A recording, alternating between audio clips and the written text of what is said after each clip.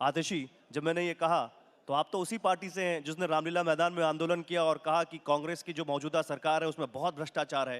बाकायदा आप लोगों ने लिस्ट गिनाई और फिर आज आप उन्हीं के साथ सीट शेयरिंग कर रहे हैं। तो ये विचारधारा का गठबंधन है या केवल मोदी को हटाने का गठबंधन है?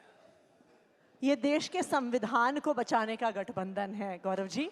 ये इस देश के लोकतंत्र को बचाने का गठबंधन है। अगर भ्रष्टाचार के खिलाफ भी लड़ाई लड़नी है तो देश का संविधान चाहिए। अगर भ्रष्टाचार के खिलाफ लड़नी है तो इंडिपेंडेंट एजेंसीज चाहिए। अगर भ्रष्टाचार के खिलाफ लड़ाई लड़नी है तो एक इंडिपेंडेंट मीडिया चाहिए। अगर आपको चुनाव ही लड़ना है तो आपको एक इंडिपेंडेंट इलेक्शन कमीशन चाहिए। आज आप देखिए एक एक करके इस देश की हर इंस्टीट्यूशन को खत्म किया जा रहा है। सेंट्रल इलेक्शन कमीशन को खत्म किया जा रहा है, सीएजी को खत्म किया जा रहा है। जो ऑडिटर उनके खिलाफ सीएजी में उनकी किसी स्कीम के खिलाफ लिख देता है, अगले दिन खबर आ जाती है कि उसका ट्रांसफर हो गया।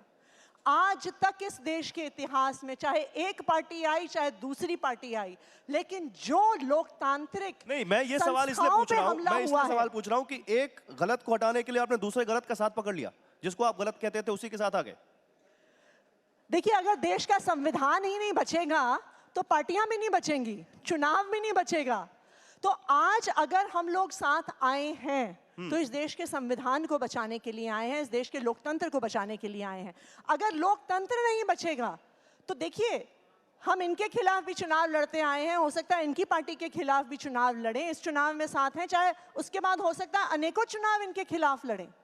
लेकिन जो भी ये सारी लड़ाई है, जो भी हम आवाज उठाते हैं, एक कॉन्स्टिट्यूशनल फ्रेमवर्क में उठाते हैं।